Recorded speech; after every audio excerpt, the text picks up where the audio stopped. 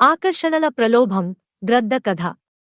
ఆకాశంలో ఒక గ్రద్ద ఆహారం కోసం చూస్తుండగా ఒక నక్క ఎర్రలతో నిండిన బండి లాగుతూ వెళ్తోంది.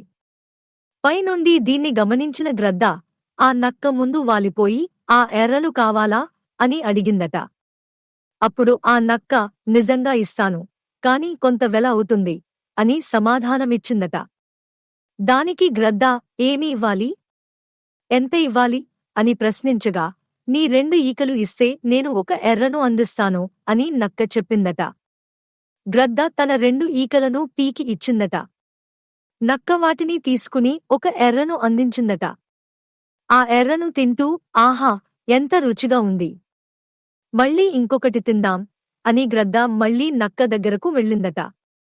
అలా రుచి మరిగి మళ్ళీ తన ఈకలను ఇచ్చి ఎర్రలను కొంటూ వెళ్ళిందట ఆ గ్రద్ద. చివరికి ఆ గ్రద్ద ఒంటిమీద ఈకలన్నీ అయిపోయాయి. అప్పుడు ఒక్కసారిగా నక్క పెద్దగా నవ్విందట. గ్రద్ద తన ఈకలన్నీ ఊడిపోయి పైకి ఎగరలేకపోయింది. నక్క అమాంతం గ్రద్దపై బీటలు వేసి చీల్చి తినేసింది.